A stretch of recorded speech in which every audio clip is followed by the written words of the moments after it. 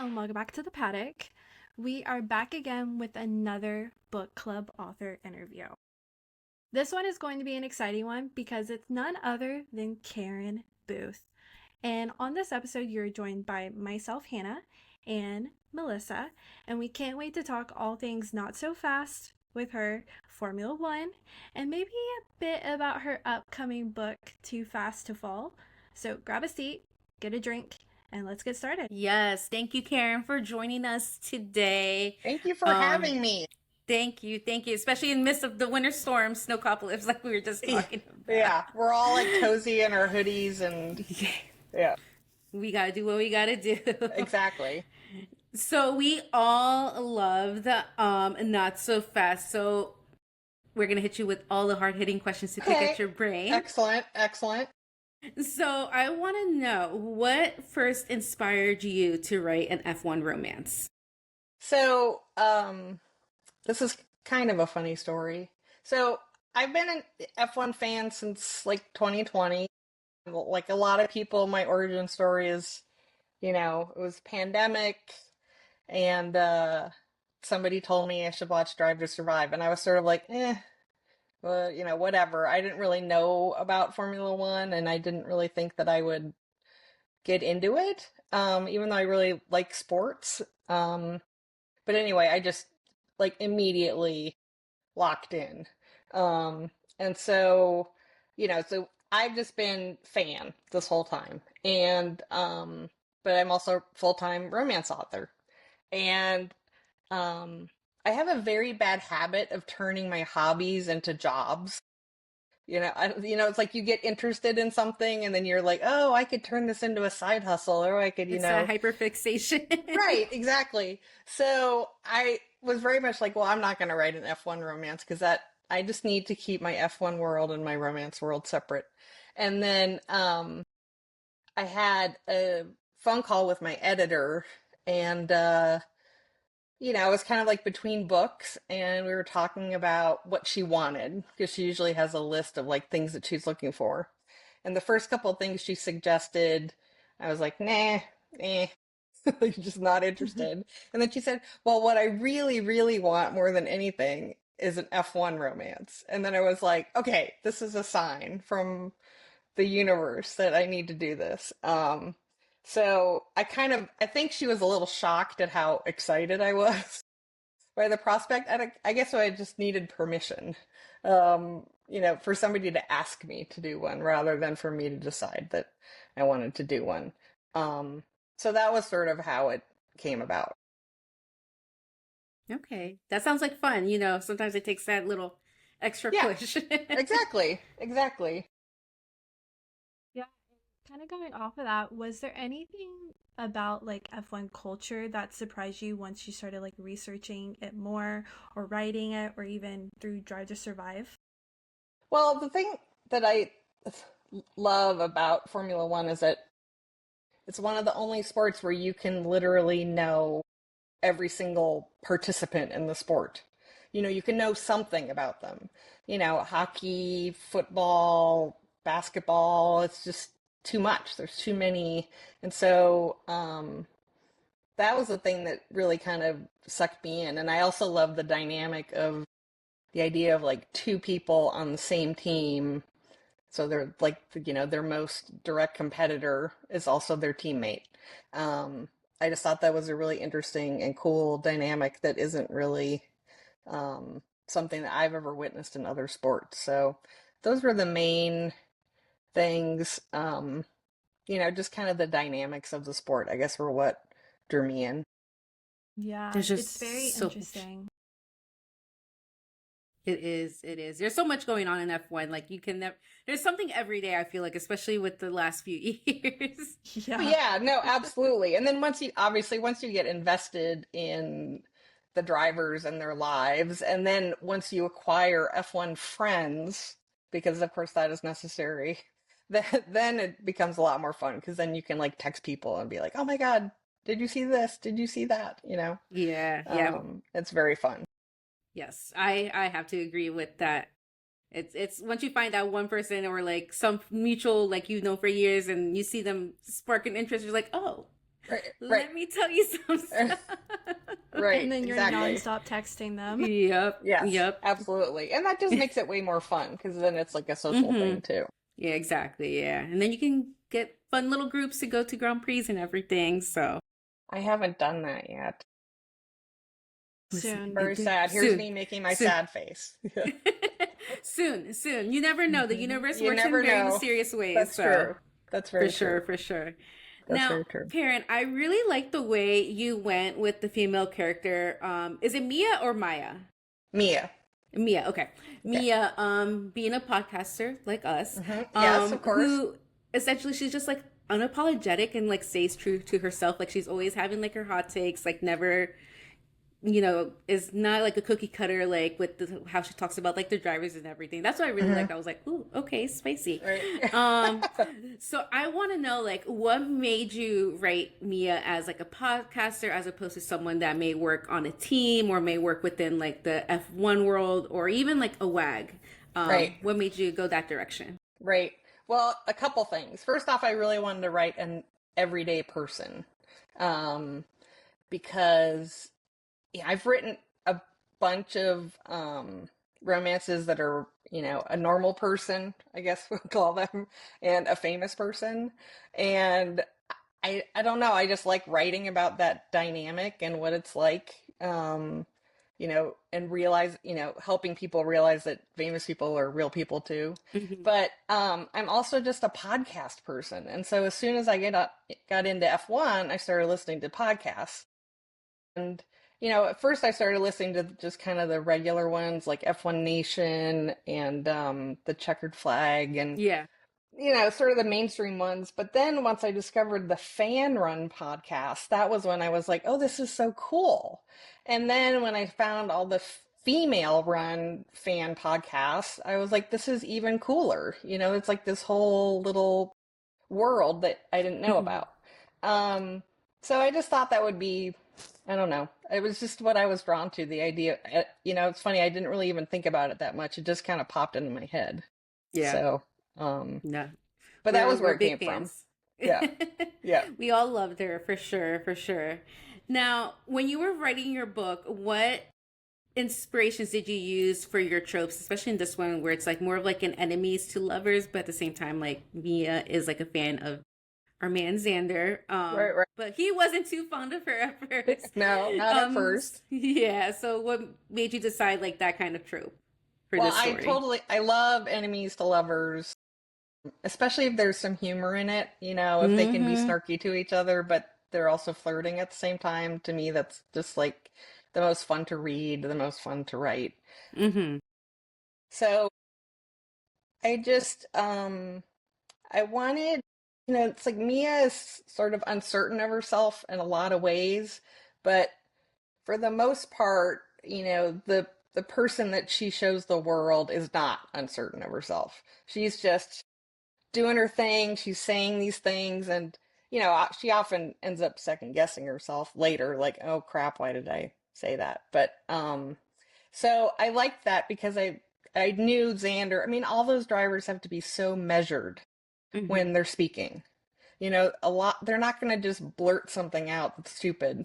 Um, and so I like that kind of dichotomy of Mm-hmm. her not being afraid to say something that's maybe a little bit shocking and him being this kind of somewhat more reserved, Mm-hmm. highly disciplined person. Yeah. Um, so just the opposites. I like that a No, lot. I like that. I'm a big fan of enemies to lovers too. I Yeah, see that. I'm just Me it's like, too. yes, yeah, it's a Yes. right. hit. It's just the tension is so good, and you get Mm-hmm. it right Mm-hmm. from the very beginning. Yeah. Yeah. And then Exactly. that like fun little banter that they had was definitely like a hook where you're like, "Yep, Mm-hmm. I'm Right, sucked in. Thank right, you." right, Let's go. right. That's awesome. That is awesome.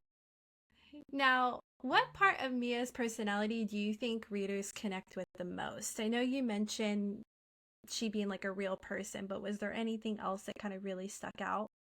I think her whole history of having tried a lot of different things, like I'm someone who's had like multiple careers, and I'm also someone who's kind of just like I stumbled into F1 romance, I stumbled into writing romance.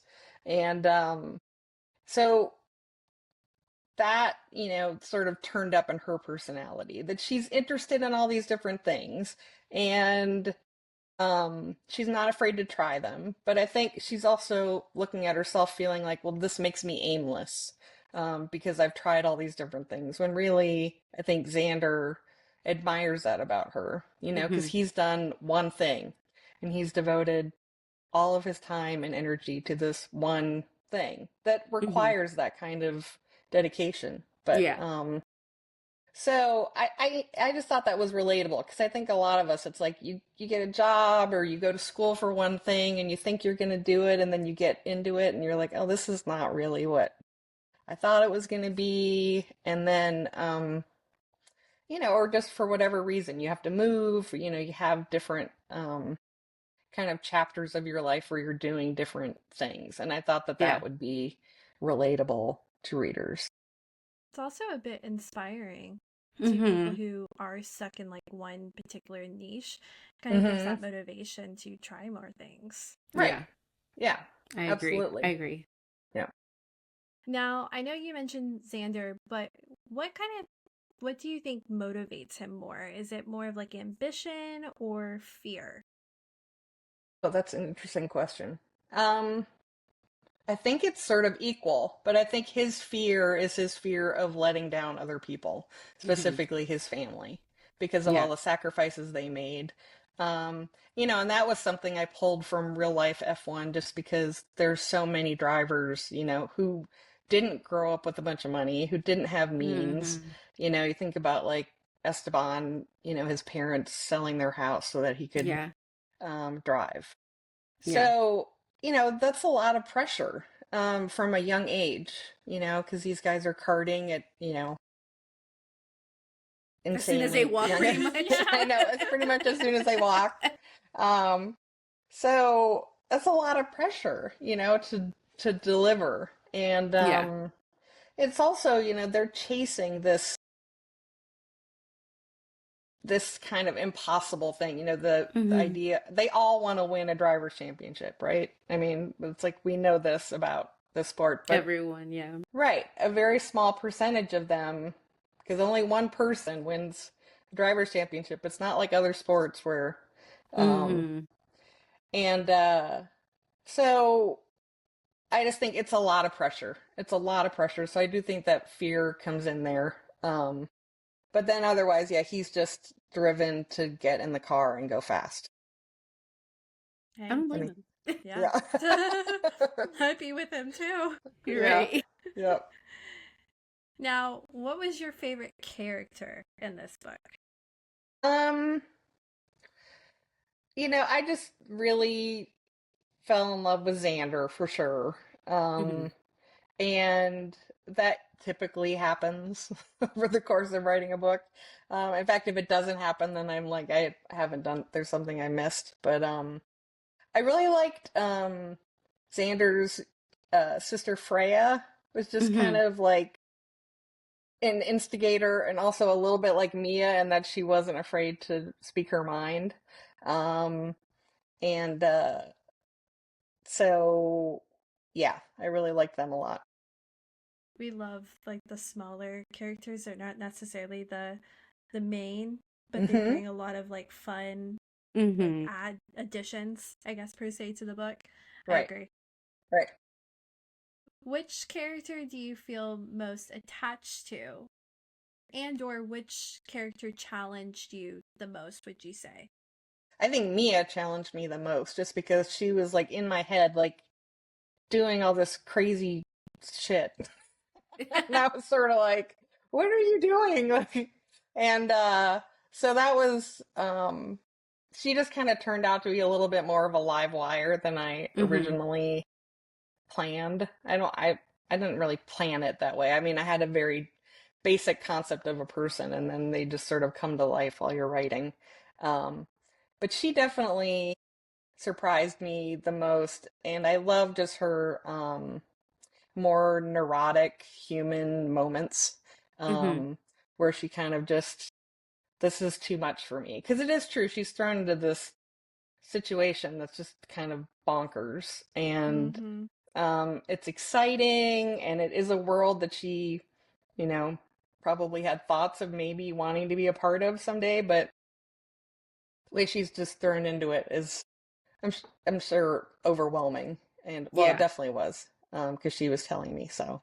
Um, so I would say that was the biggest challenge. Mia's mom was also hard to write, because I wanted readers to know that she was close to her mom and her mom meant a lot to her, but her mom is so critical. Hmm. Um, but it comes from this place of love, and it's mostly just this like parental wanting your kid to do well and be Mm-hmm. okay. And Yeah. I think from her mom's point of view, it was like because she had had all these different jobs and tried all these different things, it meant that she wasn't settled.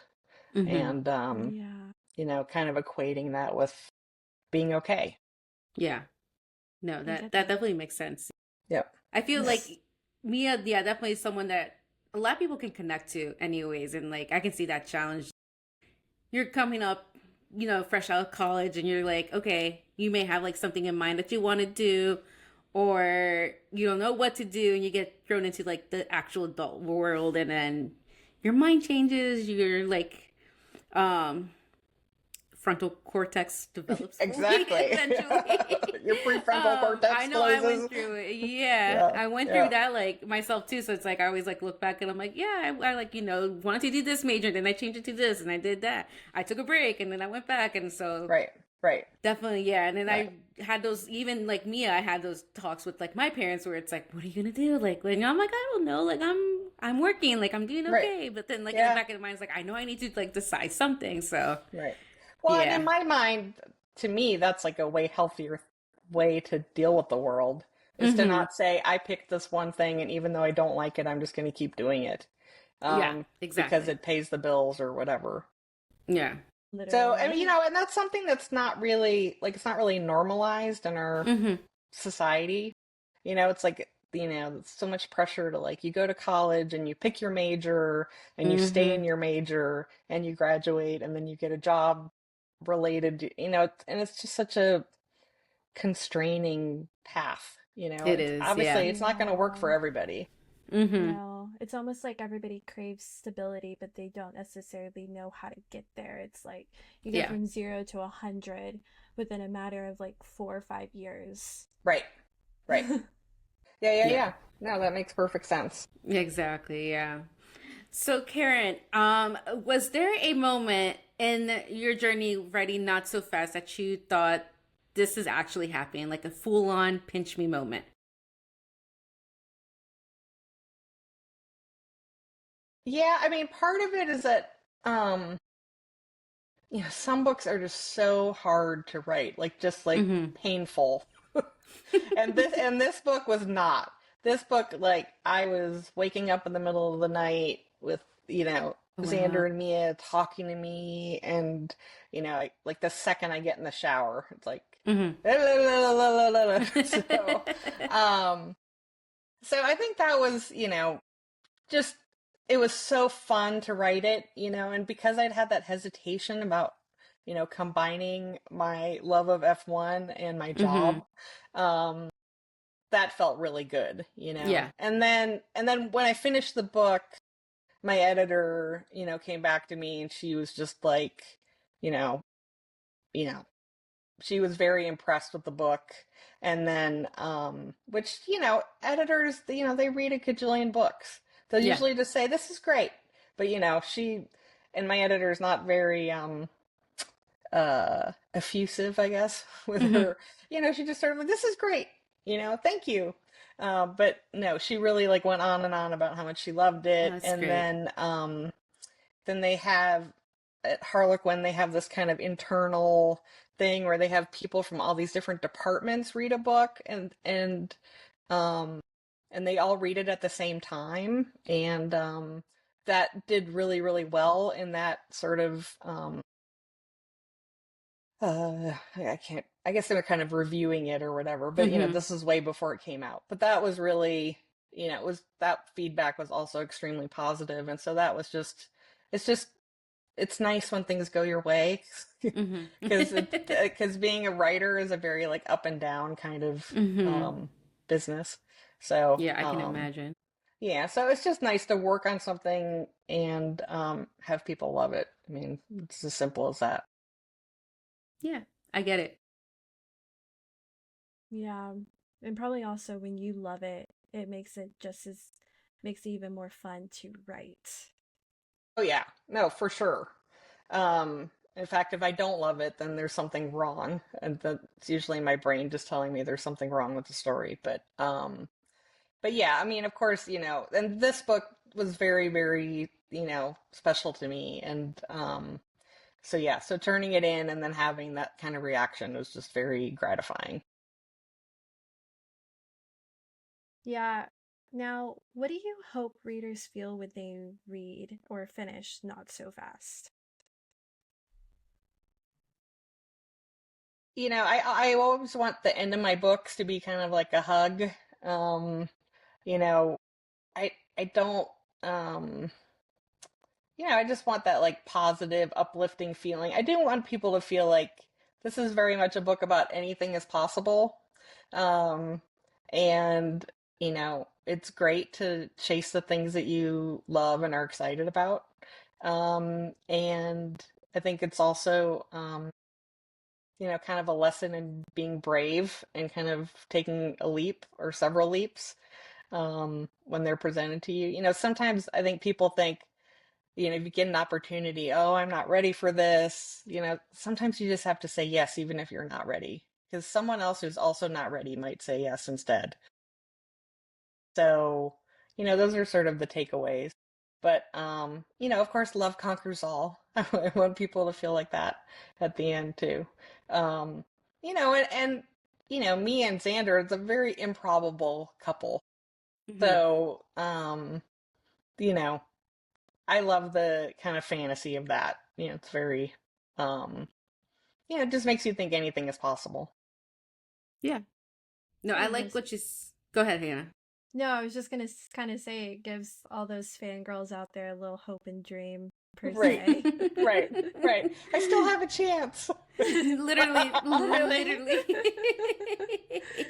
Right, Yeah, no, and I like that whole the taking the leap of faith because sometimes it's like you have a million one people like telling their own opinions of like don't do it, don't do it, do it. Like, and it's just like at some point you just gotta do it for right. yourself, and Yeah, sometimes you gotta live life with no regrets. right. Exactly, exactly. Yeah, yeah. So, now thinking about all in general with all the books that you've written, Karen, what first drew you into writing and made you realize you had a story to tell? So, it's funny. Like, I didn't go to school for writing. I went Hmm. to school for art history. Oh wow. Um, but a couple years ago, well, I mean, now it was it was more than a couple years ago.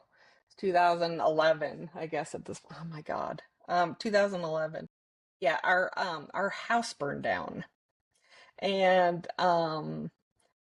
so it was just this like crazy freak thing. Lightning hit our house. Anyway, so the whole house. We were on vacation when it happened, and so it was just obviously very upsetting. And I have two kids, and my kids were really just like teeny tiny at the time. And so that was really hard. And so dealing with insurance and all this stuff you have to do, I honestly don't know how. I mean, I didn't have a full-time job at the time. I was doing kind of like side jobs while I was taking care of my kids. And it's just so much work and it's so Hmm. exhausting and it's very, draining. So, because I don't like dealing with insurance, it's like the ickiest thing It in is. the It whole truly world. is. Any kind of insurance. Yes. So, anyway, so our house was rebuilt and we moved back in and yeah, I'd had this idea in my head for a pretty long time about a woman who meets and falls in love with the celebrity crush of her youth. except it's like 10 years later, 15 years later. Like he's not at the height of his fame anymore. It's Mm-hmm. like, you know, the downslide and what that would be like. Um, so I decided I was going to write this book. But actually, I decided I was going to try writing a book. And so I didn't tell anybody because I was like, that sounds so stupid to say I'm going to write a book. So I just said, okay, I'm going to give myself 1 week and I'm just going to write as much as I can. And I sort of assumed that I would just get stuck. And I Mm-hmm. didn't. It was like the exact opposite. I was not only waking up at 4 a.m. with characters in my head, I was coming downstairs and writing, and it was just very like cathartic experience. Like I would just sit at my desk and like sob while I was writing. It was very like emotional and um yeah. Anyway, so that was just how it happened, and I just couldn't stop. Mm-hmm. And it was just weirdly obsessive, and I'd never had an experience like that. But the cool thing was that I had no idea what I was doing, like literally no idea. Whatever I knew about writing was stuff I had absorbed from reading books. And Mm-hmm. so it was just a very kind of pure creative experience because Mm-hmm. nobody was telling me what to do or you should do this because that'll make it sell better or Mm-hmm. I want you to do this or this is a bad idea. It was just I just went with what I wanted to write. Um I like that. I like that. yeah, so that was how it started. Um and then that book was eventually published by a small press and uh, a woman who was an editor. She's not my editor at Harlequin now, but a woman who was an editor at Harlequin at the time read that book. It was given to her by a friend of a friend, and she just loved it. And so she sent me an email and asked me if I wanted to write for them. So that was I kind of love how that. it. That's amazing. Yeah, That is Just like amazing. how it should go, like Yeah. perfect the first time. Yeah, right, exactly. right, right. Nice and Now I smooth. yes, now I know. I mean, that's the thing. Like, I would do anything to go back and re-experience that. But it's Mm-hmm. true. I mean, it's true of anything. You know, that first time you do something is always kind of you can't go back. Yeah, So yeah, exactly. You took yeah, that leap of faith. that's right. I did. I did. Yeah, Yeah, that's great. That's great. yeah. Now, thinking a bit again about your writing, Karen, when you're starting to think of like the ideas you mentioned that the characters like live in your mind, they speak to you and everything. Are you more of a plotter or a pantser? Cancer. I am. Yes, I heard Amanda explaining. Yeah. I had no idea she was that detailed with her plotting. Um, Yeah, I she's would say very I, yeah, I would say I'm a plantser. Because I do come up with kind of a general basic outline. Like I want to know the kind of the flow of the story. mm-hmm. Um, and it helps me if I know the ending, even if I don't know Yeah. all aspects of it, if I can kind of see it, like it's like I know where I'm going. Mm-hmm. Um, but I will definitely, if one of my characters starts saying something or wants to do something, I will explore it. So I definitely deviate from the plot. There are definitely times where that's the other thing is my publisher wants a, full on plot synopsis before I write a book. Oh my gosh. And so sometimes I get it and they're like, this is a little different from what you told us it was going to be. But anyway, so yeah, so I'm kind of in between. I mean, Okay. definitely plotting is a more efficient way to write, Mm-hmm. but I just have a really hard time committing to the details. Yeah. So I can relate. That's how I am yep. with like when I was in grad school with my papers, I'm like, everyone's like, I do outlines. I'm like, I kind of just wing it and then like go back in. Yep. Right. It works. Yeah. Yeah. And And that's the it's thing. It's like you need to trust yourself and Yeah. say this works for me, you know. Mm-hmm. Exactly. I'm also a big like reread things and then I go, oh, I want to do this or oh, this Yeah. would be better, and the next thing you know, you're in a rabbit hole. Yeah, yeah. Mm-hmm. No, I know. But I do that same thing. And sometimes it's just to kind of get you back in the flow of what you're working on. Yeah. To go back and reread things or to reassure yourself that, okay, this doesn't suck. This It doesn't makes suck. sense. Yep, right. Yeah. Now, kind of carrying on to that, and I guess this is probably kind of going back to the beginning questions, but with the writing style. Do you write assuming the readers already kind of know about F1, or are you kind of intentionally welcoming new fans in that aspect of your writing? I hope that people who don't like F1 or just are kind of curious about it will be interested in reading. I think there's a lot of people who like sports romance who don't like people love hockey romance who don't really like hockey.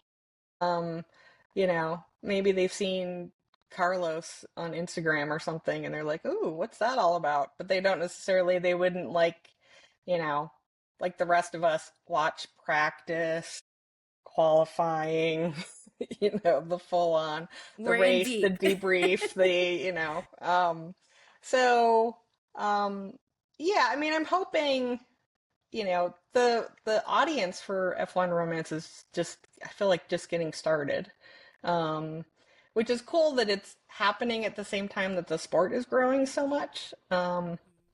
So, but yeah, I mean, I definitely write for other fans because I want to be as realistic as possible. There, of course, there's always things that it's like I thought about it the first time. I was like, well, in theory, like most of the drivers have their trainer is basically Mhm. like their right arm, like Yeah. Mm-hmm. surgically attached to them 90% of the time. Well, that doesn't make a very good romance unless I write a book about a trainer. So I just didn't bother with with Xander's trainer. That was a Yeah. mythical human being off somewhere in the wings. But I do write for fans, and Mhm.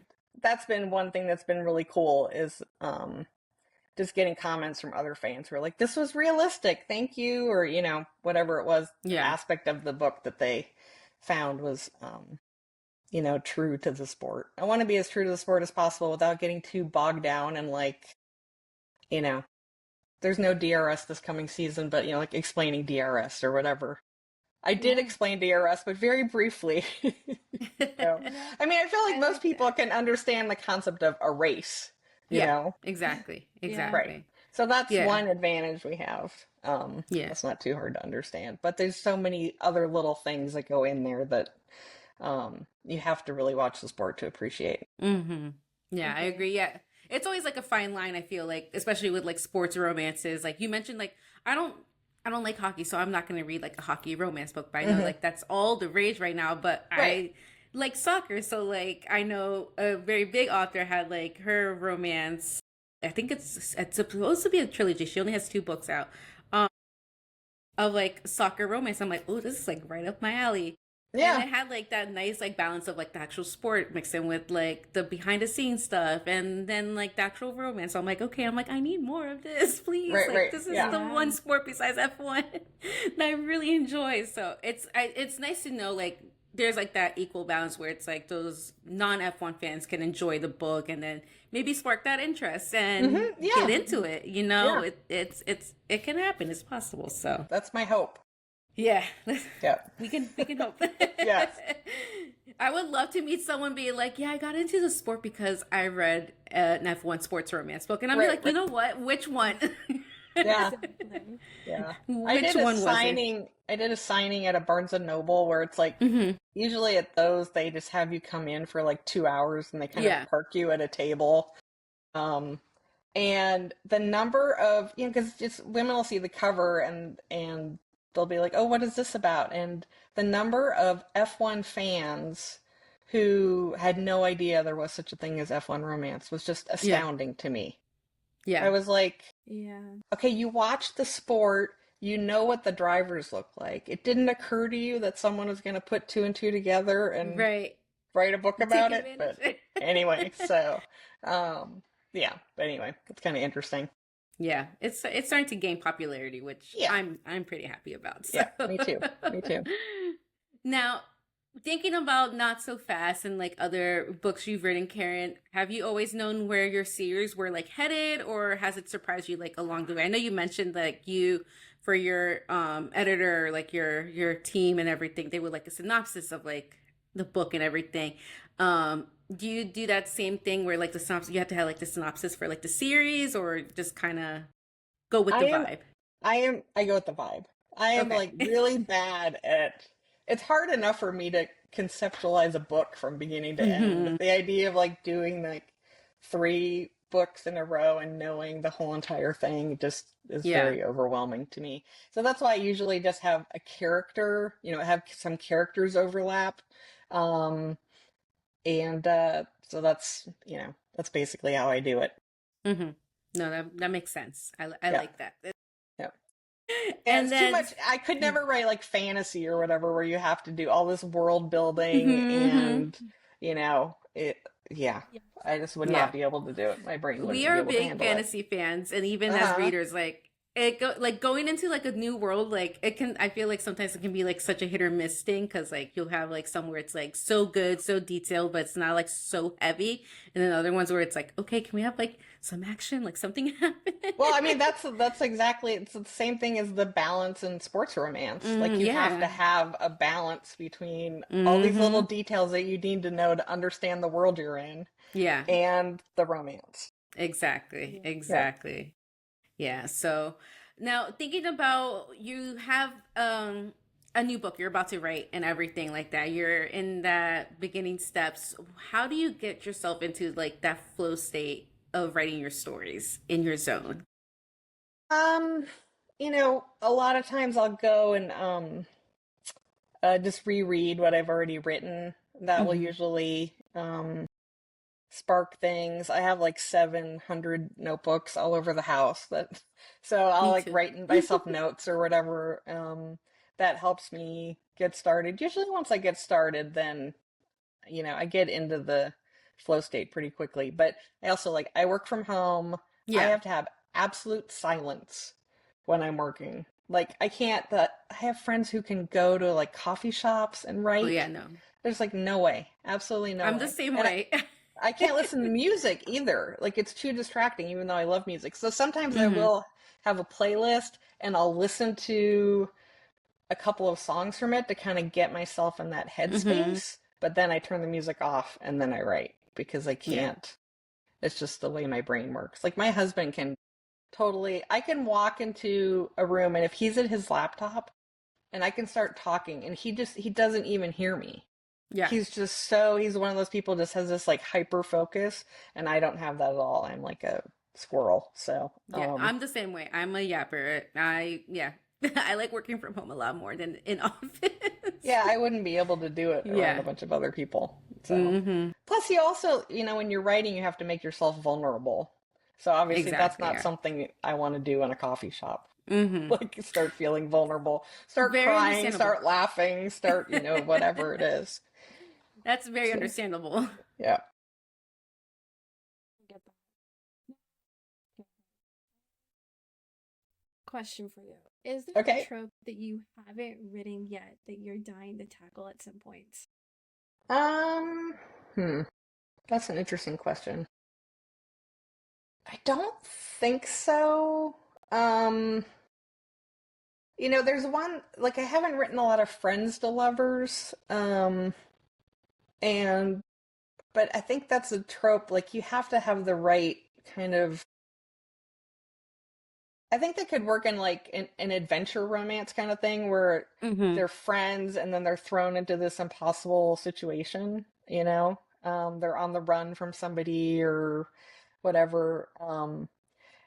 Because otherwise, I feel like friends to lovers is a little too like the only tension comes from we don't want to ruin the friendship, right? I mean, that's sort of it. Um, so no, I mean, unfortunately, I'm always going to default to frickin' enemies to lovers or opposites attract or grumpy sunshine because I like the opposites. It just creates so much tension, and I really like writing arguing. I don't Listen, know you're why. you're talking our like love language right now. Right.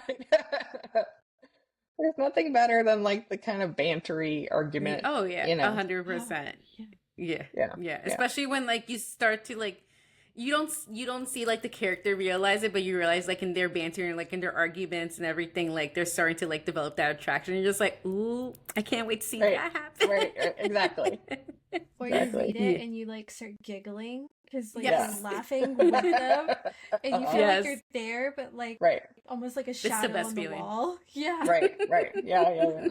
No, that's the Yeah. best feeling. Yeah. Yes, it is. It is. Now, Karen, thinking about Not So Fast, and maybe even your next book, are Hmm. there any drivers, and this can be current drivers on the 2026 grid or drivers in the past, because we have many, many drivers that we Yes. can Yeah. all fan about, Right. that inspired the characters in your books? I would say, see, I'm very much a person who has a lot of divided loyalties in Yeah, F1. me too. Like Same. I love Oscar and Lando. I hate McLaren. Partly I hate, well, I don't hate Yep. McLaren. A strong dislike. I dislike Zach Brown. There's something so like overly American about him that just sort of makes me like, ugh. Good way to describe That's it. very great Um, way. and and especially in a sport that's so just international, it just I don't know. I don't Yeah. know. And I don't like the way that they drop Daniel. That's always Mm-hmm. going to be like a soft spot for me. Yeah. So, I mean Xander definitely looks like George, you Mm-hmm. know. But he's got a lot of like backstory from other um drivers. And I Okay. think, and I've grown now, of course, I can't remember which race it was and which driver it was, but a lot of like the tire whispering kind of that goes on in the book, and that's from Mm-hmm. other drivers, it's not necessarily George. Although George He can is be a a tire tire whisperer. whisperer. Yeah. Yeah, yeah, Yes. yeah. Yeah. So, yeah, it's hard for me because I mean, I like so many of the drivers. Like, I don't have a favorite. And it's really funny. Like this year or this last year, I was like Oscar, Oscar, Oscar, Oscar, Oscar until like 80% of the way through the season. And then I'm like, oh, I want Lando to win, which was so messed up. And then for like one race, I was like, ooh, maybe it would be cool if Max did make the comeback. I think we all went But through that. Did Like, that. yeah, yeah, no. yeah. So, I don't have necessarily a favorite driver. Mm-hmm. I mean, I'm sure I could put them in order if I had to, like, and then I would arrive at a favorite, but uh no, I mean, there's just different things about all of the drivers, most of the drivers, I should say, to like. Um and that's what's so fun about the sport because there's all these different storylines, like every race weekend, you know. Um, it's gonna rain, and Mm-hmm. uh, so and so loves to drive in the rain. Think like Max loves to drive in the rain. So yeah, and then anyway. So to me, that's like the little minutia of the sport is what's interesting. Mm-hmm. And so I do see um, things to like in all the drivers, most of the Yeah. drivers. I mean, I agree with you. okay, Yeah. well, the elephant in the room is I'm talking about Lance Stroll. And so, because he's just, I have to agree with you on that one. I will say though, when he hurt his hand and he did fight back from, like, Yeah. I was surprised at how much grit he showed recovering from his surgery and wanting to get back in the car. I will say that. But, but he's an easy punching bag because, yeah, He because we makes all it know easy for why he's in himself. that seat. Yeah. And yeah, so.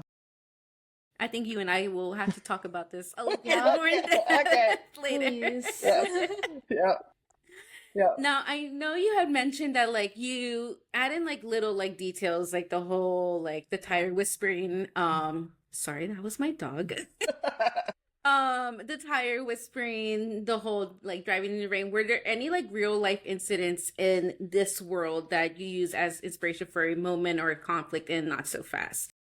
There definitely was, and I do think it was George. There was a Mm-hmm. Silverstone thing where the rain was coming in. Remember, I always think of George as like the weatherman because he's always the one who's like, oh, I felt one sprinkle on, is Oh, it the raining? sweat. Oh, You know, yes. or right, or the time he got confused and thought it was Mm-hmm. raining and he was just sweating. So I do Yeah. think it was at Silverstone where there was like a storm coming in Mm-hmm. and George did, I don't remember. I'm not good at remembering the details, but that, that sort of is echoed in the book. Um, Yeah. yeah, He's a funny guy for yeah, sure. yeah. Now, again, still thinking about Not So Fast, were there like any scenes that had changed from how you originally planned them to how they came out in the final edit of the book?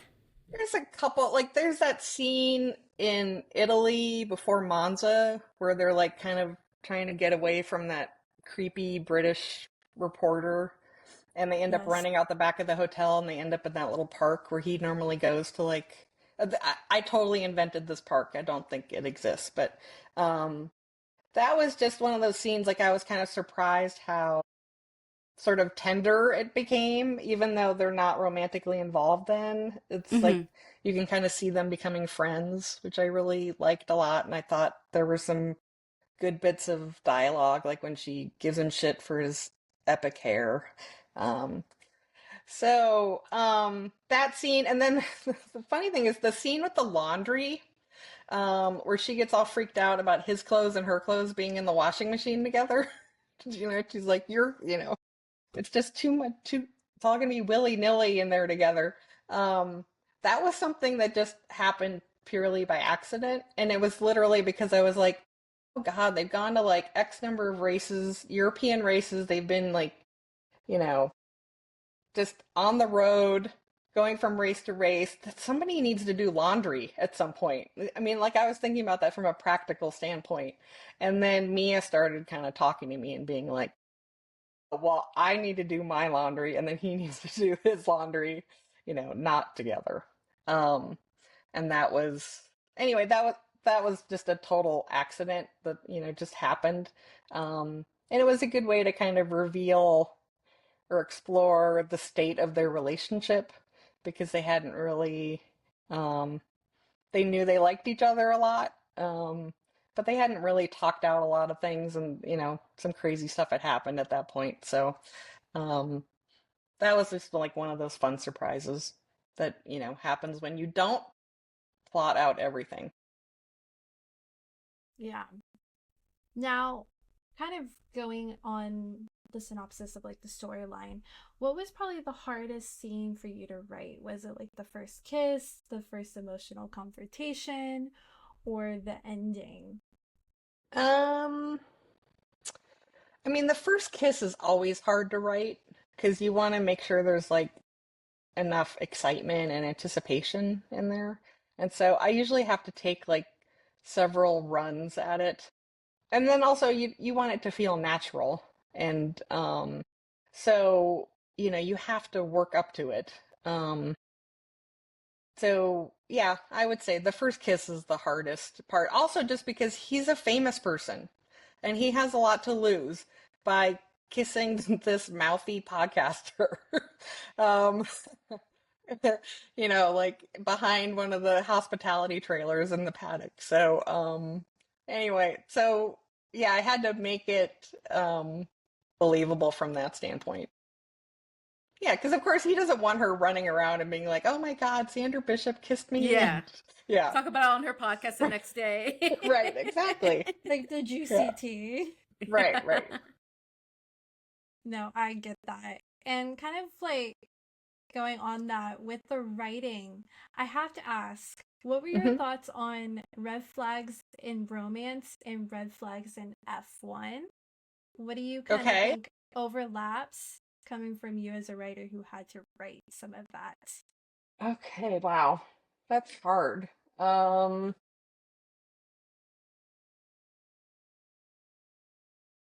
I mean, It's funny. I don't really think about things in terms of red flags. I know that that's like a trope that people like to talk about a lot, and beige flags and all those other green Oh, flags yeah. and everything. Um, so, for me, it's like Xander is very much like a hero that I would write because he is, a cinnamon roll, as they like to say. where he's basically soft and gooey on the inside. Um, and so like I just can't deal with I I personally just I don't enjoy reading and I don't enjoy writing heroes who are assholes or too alpha. It just um doesn't work for me. So that would be a red flag in romance, and I would kind of, I mean, that like goes to the Zach Brown case of like guys who like feel like they need to do this performative masculinity that doesn't really. Just get in the car and drive if you're a driver. Literally. No, exactly, Yeah. exactly. Now, Karen, we're gonna make you think again. We have all these Okay. questions. Okay. Yeah. Yeah. Yeah. um, if you had to pick one word to describe Not So Fast, what would you pick? But you cannot use the words from the title. Okay. Um, I would say, the a journey. It's a journey because it takes you to all these other places and it is all these just ups and downs. Like if you're someone who likes, you know, a book that goes to all these different places Hmm. physically, but also like emotionally, Yeah, I um, like that. yeah, I like that journey. No, that that's a that's good off the one. top. Yeah. Tomorrow I'll probably come up with something better and I'll email you guys. No, I've but I think never, journey's a good way to describe yeah, it. yeah, Yeah. yeah, yeah, Now, kind of going into just some random talking points before we yeah, close out. yeah. Um, I know you had mentioned that you hadn't gone to a Grand Prix I have yet, not. I have not. but if you were to go to one, what would be your dream track to go to? Okay, so I thought about this a lot. I think I would love to go to Silverstone because I love England and it's just such a, historic track. Mm-hmm. But actually, I would say that my second choice would actually be Baku. Ooh, Azerbaijan looks so cool, and I have it does. several friends who've been there who said it's amazing. And so yeah, I would just love to go there, and I really like the street tracks. Mm-hmm. And it's funny, people kind of slag on that race, but something weird happens every year. You Yeah. know, like the very first year that I watched, very first season that I saw the race in Baku was the year that Max got a puncture like 2 laps from the end or whatever, and that left Lewis in the lead. And then they were doing the restart, and he pushed whatever the magic button or whatever on his steering wheel, and he went Yeah. off into the runoff, and so he was out of the race. Um, so anyway, I would say Baku would be my second choice, but I just think Silverstone would just be. Mm-hmm. It's just Iconic. so much history. It's fast. It looks cool. I just think that would be really fun. Yeah, no, that makes sense. Yeah, Baku's just for me. I have to agree with the Baku pick because it's just so aesthetically pleasing to look Hmm. at. Like, it's just something about that track where it's like, um, I don't know. I just like how it looks. Yeah, And I I mean just the want to city explore. is so cool because it's this like combination of like ancient architecture and then this super modern stuff that's right next to each other. And I don't know. Yeah, I agree. It just looks cool. Sorry, I had myself muted. I got too excited to like unmute myself. So I know we're gearing up for the 2026 season. A lot of new stuff is coming out, the regs, all that. Now we already seen some liveries come out the Yes, past few yes, days. yes. Any favorites? Any hot takes? You know what? I was surprised. I think the Haas car looks really good. I was kind of like, oh, that looks really good. I thought the Mercedes looked great. I did like what the changes they made to the Red Bull, where it's like shinier than it used to be Yeah. and a little bit more of the Yeah. blue. I thought looked good. Those are the big takeaway. I thought the Audi livery looked cool. Of course, it's Mm-hmm. interesting just to see like a new team. Yeah. Or I mean, they're not really a new team, but A reboot. New yes, a t-shirts. reboot. Yeah. So yeah, it'll be interesting. It'll be so supposedly is Cadillac revealing their livery at the Super Bowl? Did Yes. I hear that Yeah. correctly? Yes. Yeah, that's gonna Via be bonkers. yeah, like through Insane. a commercial or something. Oh, I'm gonna assume okay. it's a commercial. Yeah. I didn't Yeah. know if like Bad Bunny was gonna ride the. He does support Checo, so I wouldn't be You surprised know, at this point. that could work. I That would could work. love That that tie-in. though. Right. So, yeah, I mean, I think, and in the new cars, I mean, everything I've seen like on social and everything, they look and sound really fast. So Let's hope I'm they excited. are. Yes, let's hope that they're really fast. Let's hope we get more passing this season. Yeah. I don't totally understand the whole like now that they're getting rid of DRS. It's like there's three different. There's The mom. yeah, Mom. the attack. There's the whatever. It's just Defend. I just need to get in there like the first couple Yeah. races, then I'll know what it is. Yeah. But Yep. Yeah. Exactly. Yeah. I feel like it's also going to change probably as well throughout the season, knowing that they're probably going to be like, we can't say that, or we need to come up with something else. well, yeah, I mean, knowing Formula One, they're gonna make Yeah. some kind of change that may or may not be good. Yeah. So Now, kind of going off hot takes, any hot takes on the sport in general could be a team, a driver, or a team principal. okay, I already gave my Zach Brown hot take. Yup. Um, I think that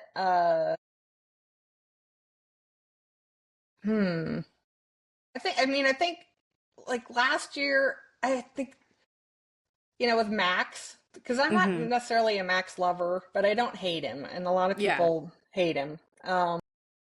Last year to me just showed like how he's kind of just at this other level than the other drivers. And so I don't know, he really impressed me last season because he was also just very kind of like, I mean, I realize we're in the era of like calm and collected Max, who doesn't care about, Yep. things He's a like he dad used to. now. He's a dad. He's worried mature. about his cats. He's, whatever. So, but I do, I don't know. I was just impressed with him this season. Just not only with the comeback, but with the way that he handled it, like in interviews and stuff like that. Because of course they're always asking those stupid questions about, Yeah. did you ever imagine that you could have been, at this point in the season and be X number of points behind, whoever. And He was so like, I just want to race. right, exactly. And I do think that we only saw a small taste of what there is there with Oscar.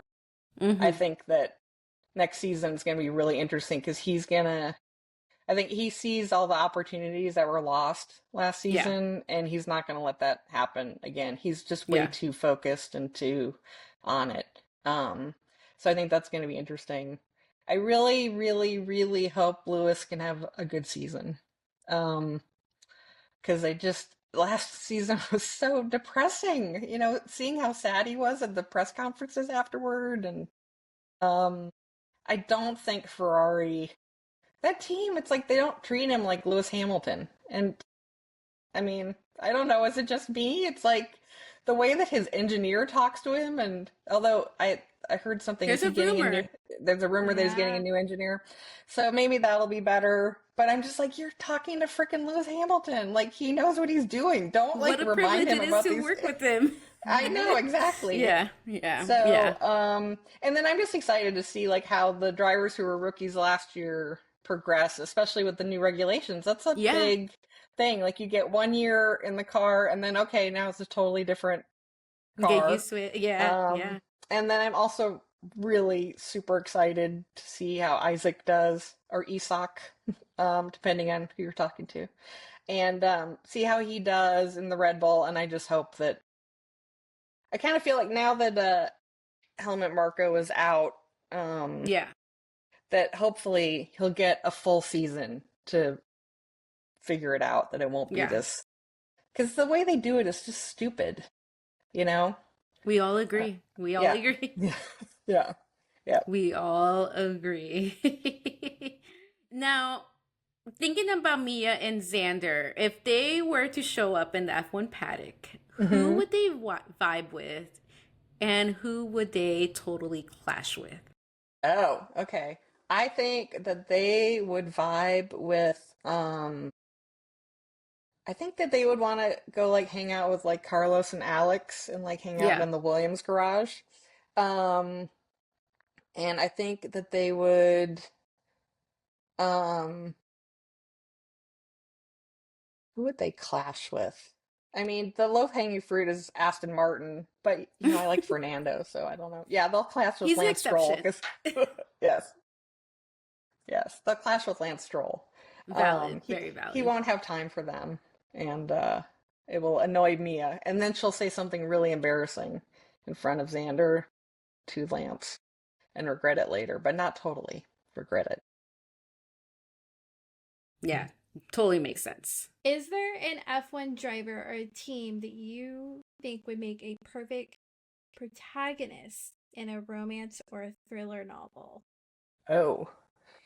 Ooh, you know what? A thriller would be great, like a murder mystery that happens in the F1 paddock. Yeah. Um, uh, I mean, it's hard because most of the drivers are clearly romance hero material, you know. I Mhm. mean, just go down the list. Alex, Carlos, Charles, Pierre, Lewis, uh, just go down the whole list. So I do think though it would be cool if there was like a murder or something, and then it would have to be like I think Oscar would be the murderer because he would be the one you would least suspect. Well, maybe you would least suspect like Kimi. He's so innocent. You would never expect him to be the murderer. Never. Yeah. But Oscar's so straight-laced, and then I like the idea like he would have this devious mind that, I can see that in Oscar. yeah. Because I do think he has a lot of like calculating, you know, stuff going on in Oh, his head. Yeah. yeah.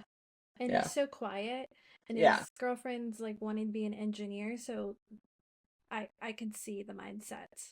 Yeah. Yeah. Totally. Yeah, yeah. No, Oscar, yeah, definitely. He's definitely one to look out for. It's the ones that you don't think about so much, like Kimmy. Right. Yeah, so just like a Knives Out, but set in Yo, oh my F1. god. I love Knives Out. I can talk about those movies all day too. But that would be great though, because those Hmm. movies have like the whole cast of characters and everyone's very distinct Yeah. personalities from each other. Yeah. Exactly. Yeah. Exactly. Yeah. Yeah. So, Karen, what is next for you? Any upcoming projects that you're working on in and out of F1? Yes. Well, right now I am like full on all F1 romance. So the follow up to Not So Fast is Too Fast to Fall, and that comes out May 26th. So it's soon-ish. And then I'm writing the third book in the series right now. And writing it's a little Daniel coded, um, Okay. a driver who is away from the sport for a season and he gets brought in for to kind of it's a long story, but he gets brought in basically this chance to kind of have like half a season to prove Hmm. himself. And so yeah, so I'm working on that right now. And That's exciting. yeah, Yeah. We yeah. So I'm can't all wait I'm to all read it. F1 romance right now. So which is fun for me. It's very fun for me, especially like as we're looking forward to the season starting. Hmm. Like writing kind of got me through the off season. Now as we're getting anyway, I don't have to Now you like get new set it aside. inspiration. Exactly. Yeah. Exactly. New inspiration. Now, you said I now we know you said your new book is coming out in May. Any insight you can give to our listeners? Yeah, so it's about Emilio Beccaro, who is the Okay. Spanish driver who's not so fast. Okay. He's a little Carlos coded. Cool. I love Uh Yeah. that. although he is Xander's teammate. He's Okay. Xander's new Oh, teammate.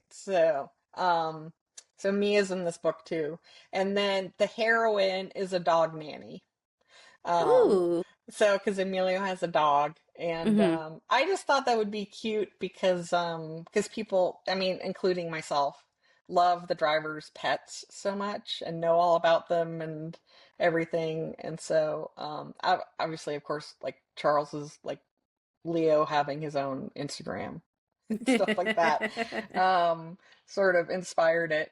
Um, I don't know. It's funny. I have a writer friend who I brainstorm with a lot, Mm-hmm. and I was literally I got on a call with her. She doesn't really know anything about F1, but I was like, I need a twist on a classic romance trope, like the nanny trope, and she just blurts out dog nanny, and I was Love like, that.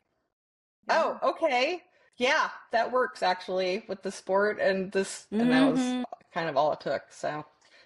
Yes. So it's about Emilio and actually, so I named the heroine after my friend. So I named her Oh. Piper. That's so Ooh. Yeah. sweet. So and they also meet at the Miami Grand Prix. Okay. Um, that's where it starts because she lives in Florida. Um, Ah, okay. so yeah. So that's that book, and it kind of I don't know, it was really fun to write. It's a little bit of um I don't know. I just got kind of like teary-eyed at the end of the book, and so we'll see. But there's a few little snippets in the book that are written from the dog's point of view. Oh, Stop. That's so cute. Yeah.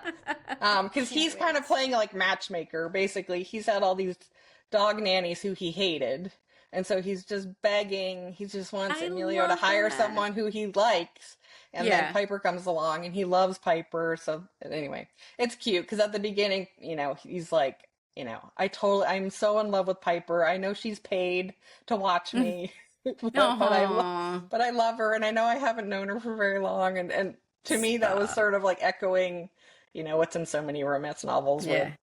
they they question, have we known each Hmm. other long enough to fall in love? Yeah. Anyway, so Oh, I I mean, love that. yeah, I love dogs, so I just love all animals, so that Hmm. was really fun to, you know, make part of the story. Yeah, So dog's best friend. there Yeah, you go. exactly. There you go. Yeah. I am excited for that one. Awesome. Yes. Looking forward to it. Now, Karen, if we have a listener wanting to explore more of your work, what book of yours would you recommend? I mean, I would definitely recommend starting with Not So Fast if they haven't Mm-hmm. read that one yet. I mean, the that first book that I wrote, Bring Me Back, is what it's called. Okay. That's like the book of my heart.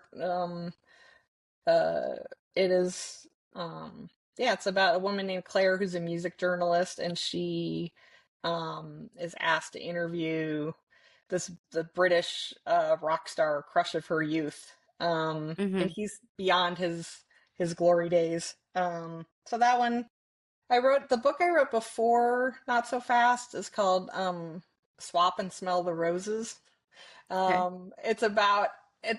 It's there's a two-part book, but it's about two best friends who swap living situations, and so the heroine in that book, Willow, is like and it's basically like, what if Taylor Swift had never been successful? Like what would her life be like if she had slugged it out, written a zillion songs, played clubs everywhere, and it just never happened.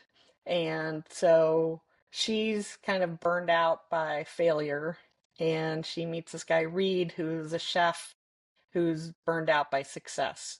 And anyway, it's like a small town kind of, I don't know, it's a very fun romance. So those are good ones to start with. Adding to my TBR too. Okay. Now, Karen, quick question. How can our listeners connect with you if they don't already know about your work? Oh, well, you can go to my website is karenbooth.net. Um, otherwise, I'm not really on Facebook. I am on Instagram a lot, like probably too much. And my handle is at Mm. Karen B Booth. Um, those are the two main places. I kind of fail at TikTok. I mean, I'm kind of in and out of TikTok. I'm reliably on Instagram. And yeah, if people want to message me or whatever, I'm accessible. There's also my emails on my website. So Amazing, amazing. So, besties, that is all for today in our interview with Karen Book, author of Not So Fast. Karen, thank you so much for joining us today and letting us pick at your brain a yeah, bit. thanks you guys. It was so fun. It was so fun. Plus, I'm like, Yes. it was like so exciting just to talk about Formula One. Yeah, listen, Yeah, we can talk can't wait about it for the. all day long. All right, all right. Well, that's Literally. what you do. Yeah. Well, thank you so much for having me. It was great. It was super Yes, fun. yes. Yeah, it was such a pleasure getting to talk to you today and learning all that you did behind with the series. And we honestly just cannot wait to continue it. Okay, Now, awesome. again, be sure to check out Not So Fast and follow Karen's work. You won't want to miss what she's doing next because she already has book 3 in the works. As she mentioned, her socials are at Karen B. Booth on Instagram, wherever you use social media, also reachable by email. And if you enjoyed today's interview, don't forget to subscribe, leave a review, and share this episode with someone who would love it too. And you already know, stay in the know for all things PGP by following us at Paddock Girls Podcast on Instagram, Threads, TikTok, and YouTube. Be on the lookout for next week's episode where we're interviewing the author of Podium Perfect, Lexi Richards. Thanks for listening, and we'll catch you in the next episode. Bye!